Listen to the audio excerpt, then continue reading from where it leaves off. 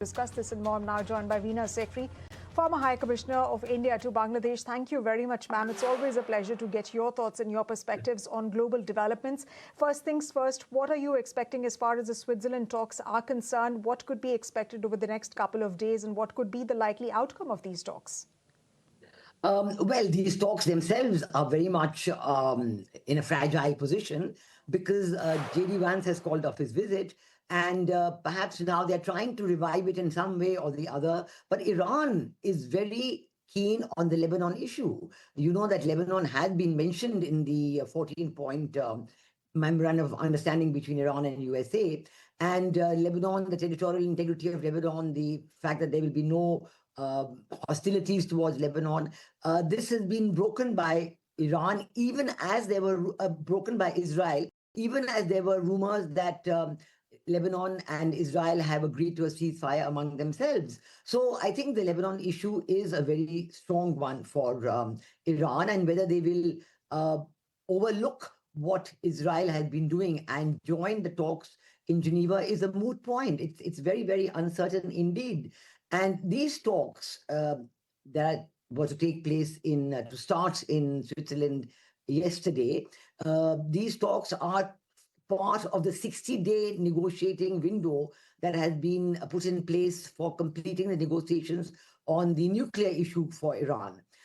But I think that a number of the other aspects also have to come into play before Iran will readily agree to start the negotiations on the nuclear issue. And I think this is where the crux of the fragility of the Iran-U.S. deal shows up so clearly, because so far we are focusing on the opening of the Strait of Hormuz and the removal of the American naval blockade. We have to remember that both these things were not there on the 28th of February when America and Israel attacked Iran.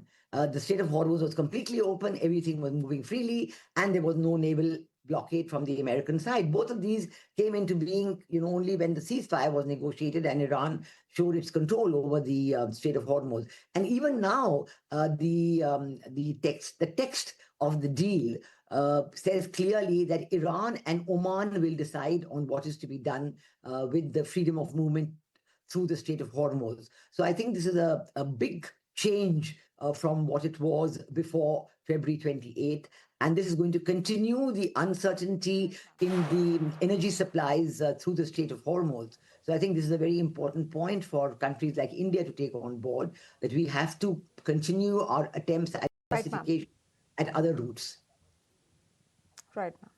Absolutely. And we are, of course, diversifying our energy sources, whether it's related to energy or trade. But, ma'am, we have time for only one final question. And at this point, we're given to understand that Switzerland meeting has been postponed to a later date. This has been reported by Tasnim News Agency, and they're quoting the Iranian Foreign Ministry. But let me ask you on JD Vance. JD Vance was initially supported to be in Switzerland for these talks. But what really sort of made him cancel his visit, given the fact that, he's been very, very proactive, especially as far as these talks are concerned and resolution of this West Asia war is concerned?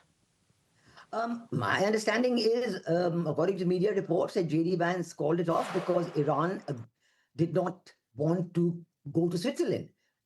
They withdrew from the talks in Switzerland, and they withdrew from the talks in Switzerland because of the issue of Lebanon, and because even after the fragile truce between Israel and Lebanon, the attacks by Israel are continuing. Of course, they continue to blame Lebanon, and Lebanon continues to blame Israel. But the fact is that the situation in Lebanon is very uncertain. The attacks are continuing.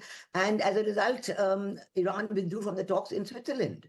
So I think that this is an immediate setback to the implementation of the deal between Iran and USA, because if the talks had started, there would be something for America to show that, yes, we are talking on the nuclear issue.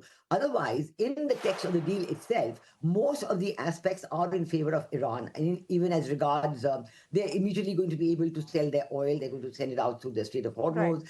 There's going to be, the lifting of the sanctions that's been promised. Everything has been promised to them, including the $300 billion reconstruction fund. So they are sitting in a position where they are calling the shots.